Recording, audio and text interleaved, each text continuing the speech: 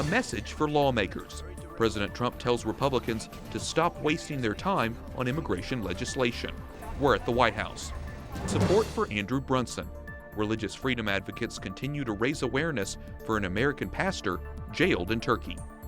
Remembering Charles Krauthammer, the legacy of the Pulitzer Prize-winning columnist and pundit who helped shape the conservative movement. And aboard the papal plane, Pope Francis hits on several hot-button topics on his way back to the Vatican from Switzerland. We have a report from Rome. On EWTN News Nightly for Friday, June 22nd, 2018.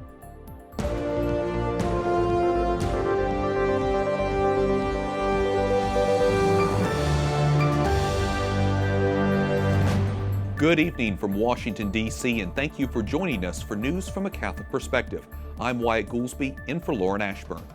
President Trump tells Republicans to stop wasting their time on immigration bills until after the election.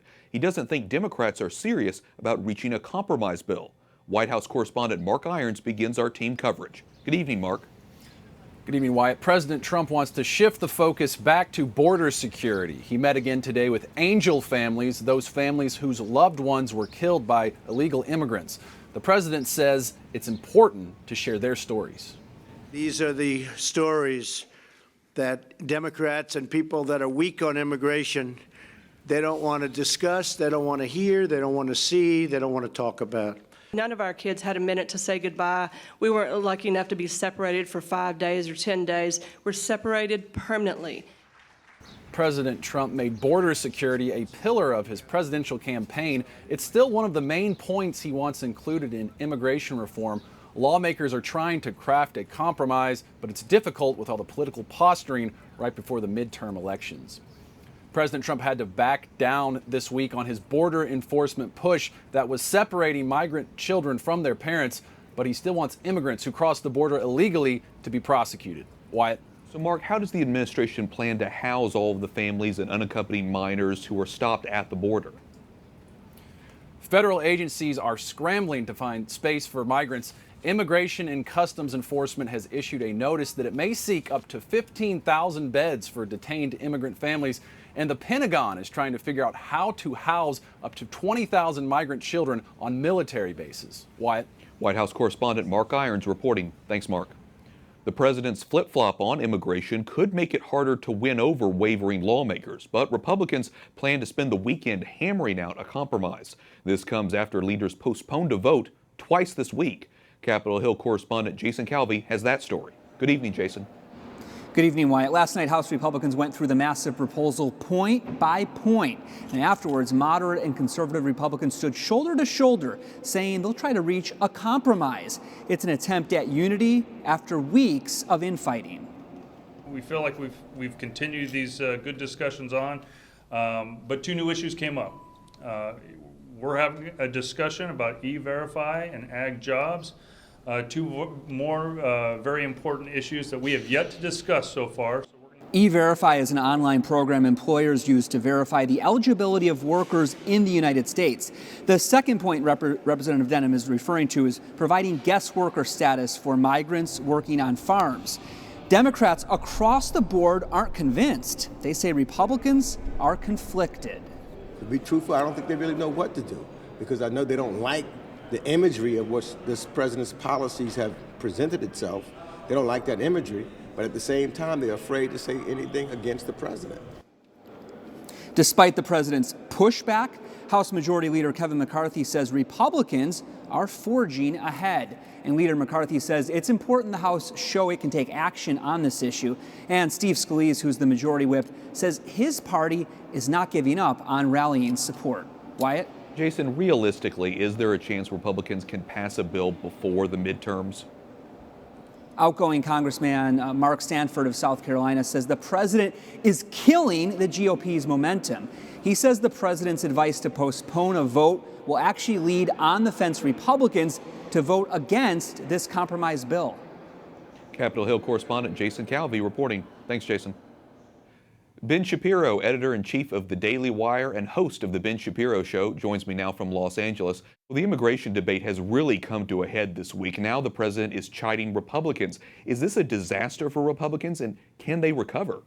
I'm not sure that it's a disaster for Republicans simply because there's been gridlock on immigration for essentially as long as I've been alive. So I don't think that anything materially has changed, but it does look like confusion when the party that is in charge of Congress is arguing with itself when the president is sort of undercutting the various proposals that are being put forth. First, the president said he supported both the Goodlatte proposal and the sort of compromise proposal. And then he said that he didn't think that anybody should bother passing either of them. And if you're a member of Congress, you're always kind of stepping on eggshells around the president with regard to this stuff. Because if you vote for a bill that he endorsed 5 minutes ago, he may unendorse it 5 minutes later and then rip you. This isn't a great way to do legislation. With that said, the Senate isn't going to pass anything anyway. So it's very difficult to see how any of these bills actually become law. Well, then, considering that gridlock, what can Congress do, or what should Congress be doing at this point? Well, I mean, I think what Congress really should be doing is instead of pursuing comprehensive immigration reform, they should be pursuing single-issue bills. I've always said this, that put the Democrats' feet to the fire. If you're a Republican and you want to see a border wall, pass a bill that funds the border wall, and then make Democrats vote against it. And if you want to see families stay together in detention, then pass a bill that says that families stay together in detention, make Democrats vote against it. By boiling down every issue to one issue as opposed to 500 issues all wrapped up with a nice little bow and it's a 1,000-page bill, you're going to do a lot better. It's a lot easier to make a public case for one provision of a bill rather than for an entire comprehensive bill that allows people to wiggle out of it. You've been critical of the mainstream media's coverage of the issue. How have they sort of shaped the debate this week? I mean, they've just been lying nonstop, frankly. I mean, the mainstream media's suggestion that President Trump is forcibly removing children from parents because he has an animus against illegal immigrant children is just idiotic. The operation of law since 2016, there's a Ninth Circuit Court of Appeals decision in which they stated that if you arrest parents for illegal immigration, you cannot keep the children in custody with them. It is that simple. President Trump has a zero-tolerance policy on illegal immigration. That means by natural operation of law, kids cannot be kept together with parents. That 2016 Court of Appeals decision was based on actions by the Obama administration to keep families together in custody. The Court of Appeals thought that was inhumane. So what we've heard from the left now is that it's inhumane to separate kids from parents. And now we've heard from the left that it's inhumane if President Trump wants to reunite kids with their parents in custody. So the only possible solution offered by the left is just release all these people, reinstate catch and release. Well, that ends in 4 out of 10 illegal immigrants who are caught and released just disappearing into American society more broadly. So none of this makes any sense, and it obviously is a bit of a setup. Well, for Catholics and for people of faith, immigration ties into the wider pro-life issue and, of course, the value of every human life.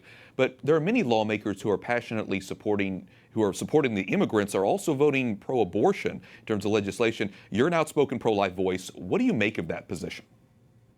I mean, I always find it bizarre when folks on the left complain about people on the right not caring enough about children when they are perfectly fine with killing a baby up until the point that it exits the vaginal canal. That's always very weird to me. But I guess not surprising since that's been their policy for a very long time. Listen, everyone wants to act with compassion with these kids coming across the border. The question is whether it is really compassionate to American citizens to allow people to cross the border unvetted simply because they're coming in with kids, or whether we actually have to have some sort of process. By the way, all these people who are applying for asylum coming across the border, if you're applying for asylum, just go to a point of entry. If you go to a point of entry, then you're not removed from your kid. You're immediately put into some sort of detention, but you are not actually arrested, and your kid is not separated from you. These are people who are crossing the border illegally in the dead of night very often between ports of entry, specifically to avoid being captured by ICE. So many big, important issues when it comes to this issue of immigration. Ben Shapiro, editor-in-chief of the Daily Wire and host of The Ben Shapiro Show, thanks so much for your analysis. Thanks for having me. A group gathers outside St. Mark Catholic Church in El Paso, Texas yesterday to show their solidarity with migrants. The group prayed the rosary and held up signs in support of migrants, including the 2,300 children taken from their parents at the border. The House narrowly passes a sweeping farm bill that would tighten work requirements for food stamp recipients. The ayes are 213, the nays are 211. The bill is passed. The bill requires able-bodied adults to work or participate in job training for 20 hours a week. Average benefits are $450 a month for a family of 4. Democrats are expressing outrage. Pope Francis says he is happy, if not tired, after a one-day trip to Geneva to promote unity among Christians. Le diverse cose che abbiamo fatto, sia la preghiera all'inizio. The Holy Father was speaking to reporters as he flew back to Rome last night. He met with the World Council of Churches, a fellowship of 350 Christian denominations, and also celebrated Mass. During his in-flight press conference, Francis touched on a number of hot-button issues. For more, we go to our Vatican correspondent, Juliet Lindley in Rome, who was on the papal flight and covered the trip. Juliet, on the plane, Pope Francis told reporters the Vatican has not dismissed the possibility of Holy Communion for Lutheran spouses of Catholics in Germany. Tell us more.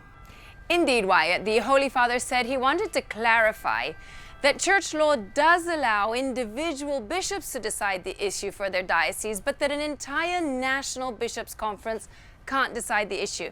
Now, this controversy has gotten a lot of attention recently because the majority of Germany's bishops proposed allowing Protestant spouses who are married to Catholics to receive communion under certain circumstances. However, the Vatican told the bishops that they couldn't issue broad guidelines for the entire nation's faithful because of the implications for the universal church.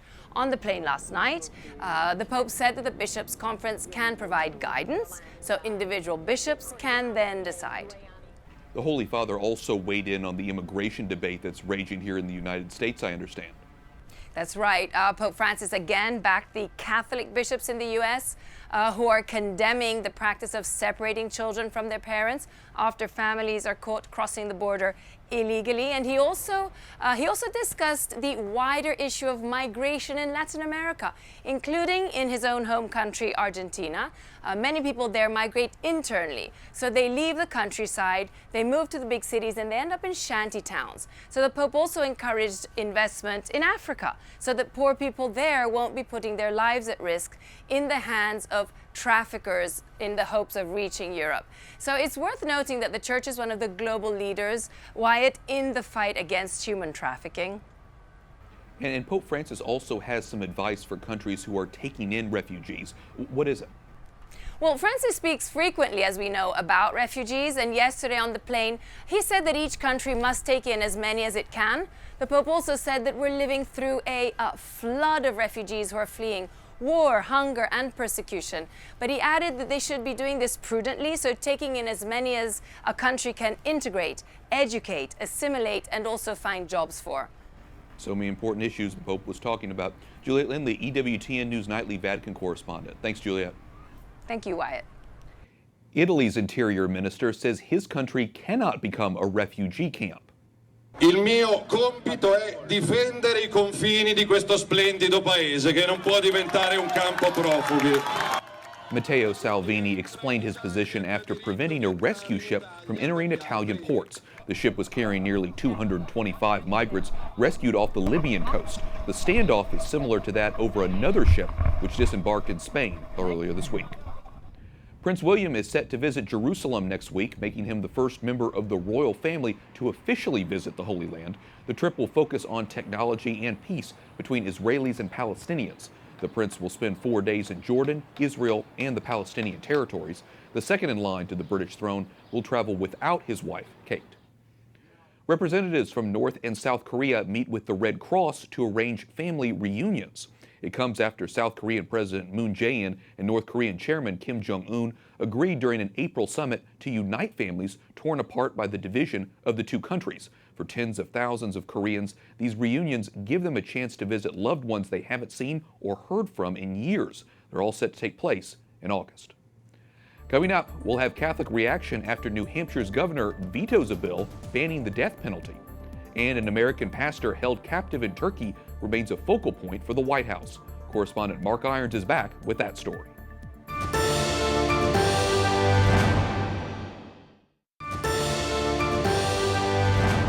Welcome back. I'm Wyatt Goolsby, in for Lauren Ashburn. The White House says President Trump remains closely engaged in the case of Pastor Andrew Brunson. The North Carolina native has been held captive in Turkey for nearly 2 years and faces more than 30 years in prison. His friends and family say the charges against him are false and it's time to bring him back home. White House correspondent Mark Irons reports. Free Pastor Andrew! Free Pastor Andrew! A small rally outside the White House this week makes a loud cry for freedom. Free Pastor Andrew! Free Pastor Andrew! The message echoes on Capitol Hill, where Senator Tom Tillis affirms America will not forget about Pastor Andrew Brunson. The Presbyterian pastor from Black Mountain, North Carolina, has spent decades spreading the gospel in Turkey. Pastor Brunson has put himself at risk trying to help Syrian refugees, trying to help people in Turkey, and bringing the word to the Turkish people who want to hear it. and he's done it in a respectful way for 20 years. But he's been locked up since the fall of 2016, allegedly involved in a failed attempt to overthrow the Turkish government. Tillis calls the accusations nonsensical and outrageous. He was there for Brunson's first trial. What I saw in a Turkish courtroom for 12 hours back in May bared no resemblance to the justice system that we have here. Tillis spoke to President Trump about Pastor Brunson's case a week ago and says the president is absolutely committed to bringing him home.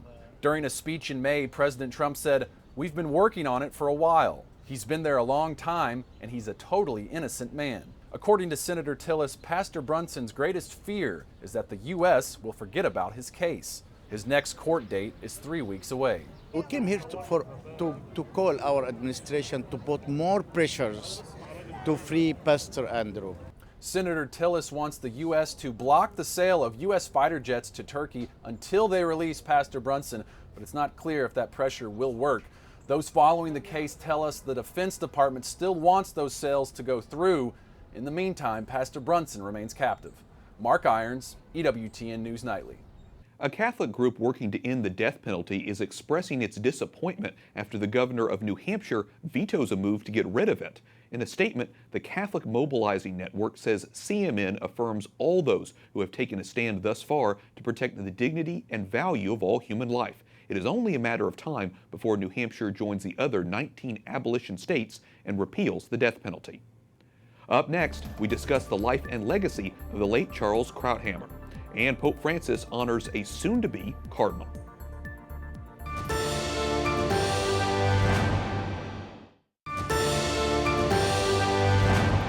Welcome back. I'm Wyatt Goolsby, in for Lauren Ashburn. The political world is mourning the loss of Charles Krauthammer, the Pulitzer Prize-winning columnist and pundit who shaped the conservative movement. Krauthammer was being treated for a cancerous tumor. He is credited with coining the term the Reagan Doctrine for President Reagan's policy of helping anti-communist movements worldwide, and he was a prominent critic of President Barack Obama. Krauthammer was 68 years old. Catherine Jean Lopez, a senior fellow at the National Review Institute and an editor-at-large of National Review, joins us. Catherine, welcome back to the program. What is the legacy of Charles Krauthammer? What does he leave behind?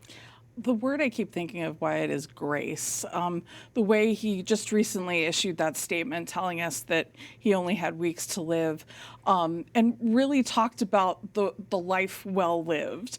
And I just think of him, we need such examples. One mom expressed to me on Facebook last night, we need good role models reacting to some other terrible news stories from the week. And he was one. There are so many stories, and I have them too, of him reaching out in ways that he didn't need to make people feel less awkward or just to actually go out of the way to try to help them. I have friends who were dealing with mental health issues in their families, and Charles Krauthammer, because he of course was a psychiatrist, just sort of lended an ear and some some professional advice pro bono as second bit of advice or something. He was a giving man, and you heard that in his commentary too, whether it was on TV or in his columns. He was always looking beyond the news cycle to more enduring things, and I think his book title, Things That Matter Most, probably well encompass the legacy that I don't know if he was intentionally leaving behind, but he had a sense of stewardship, and so I think part of it was intentional. Well, speaking of news in the news cycle, in his farewell note, he wrote, "I believe that the pursuit of truth and right ideas through honest debate and a rigorous argument is a noble undertaking." How do you think he actually put that into practice? Well, I think that, again, when you look at his columns and some of his writing that he did for National Review, for the Weekly Standard, besides his weekly column and his commentary on Fox News and elsewhere, you saw, first of all, a broad range of interests. He wasn't always writing about what everybody else was talking about. He was fascinated by space and creation, and he was always, if we were having a debate about stem cell research, he was always looking at underlying layers and beyond the current debate that we were having. I think that that when you read, and I would recommend people reread Charles Krauthammer, especially if he's sort of new to them, which may be hard to believe for some people who followed him all the time, but he may be new to people. Well, you can get his book and you can read endless columns, and I think what you see is a man who was sort of in awe of the world and in awe of the gifts that he had been given, his family foremost among them. But we live at a privileged time with great beauty, and these things weren't lost on him. And in fact, they were the most important things to him, even as he was enmeshed in public policy debates from day to day. Well, not whether he was writing or on TV, Mr. Krauthammer defended the Catholic Church. He wasn't a Catholic himself, but he defended the church's position, a pro-life position, in defense of the unborn. In fact, he wrote, I have a quote here, "I think years from now, people are going to look back on the issue and commend the Catholic Church for having held its own, very unpopularly, when there was this sweep and wave of legalizing abortion." What impact do you think he had on the public in terms of some of these issues, whether it was the pro-life issue or other controversial issues that he had to tackle? I think he helped people take a few steps back and see the bigger picture and see human dignity in an integrated way. I think it helped, frankly, from his personal witness, the fact that he himself was in a wheelchair and made the best of it. I mean, he drove himself to work and got a car that was able to handle all his challenges. He was somebody who, of course, had a promising medical career and then was paralyzed early on in life. And it didn't make him a victim. It didn't make him. He could have sat around, wondering why this happened to me. And obviously, he had those moments too because he was a human being. But his enduring legacy, again, is, I think, to make the best of the gifts that you've been given, even in the midst of hardships. And I keep thinking, actually, that he was a great example of the Beatitudes in many ways. Again, I mentioned how he would reach out to people. I even have a funny story where he once offered to help me move. Oh, wow. and he was going to bring his son along for the heavy lifting, But the point is, he didn't have to do that. And there are countless stories of things like that. And while he wasn't a Christian, he wasn't a Catholic, there's so much about who we're called to be that I believe he really embodied. Sure, such an honorable person. And like you said, whether or not he intended or not, he leaves behind a great legacy. Catherine Jean Lopez, Senior Fellow at the National Review Institute and an Editor-at-Large of National Review. Thanks so much for talking to us about him. Thank you, Wyatt. Finally tonight, Pope Francis honors one of the soon-to-be cardinals. Vogliamo congedarlo e la torta sarda per festeggiare. Archbishop Angelo Bichu is currently substitute of the Holy See Secretariat of State. Next week, he'll become a cardinal. Francis offered him a slice of cake from his native Sardinia to celebrate the cardinal-elect's last trip with the Pope. Next Thursday, Pope Francis will elevate 14 new cardinals. We'll have coverage all next week right here on EWTN News Nightly. And I'm sure our EWTN viewers will be praying for all of those soon-to-be cardinals. And that wraps up our newscast for tonight. We thank you for watching. For the entire EWTN News Nightly team, I'm Wyatt Goolsby. We're back here on Monday with more news from a Catholic perspective. Good night, and God bless.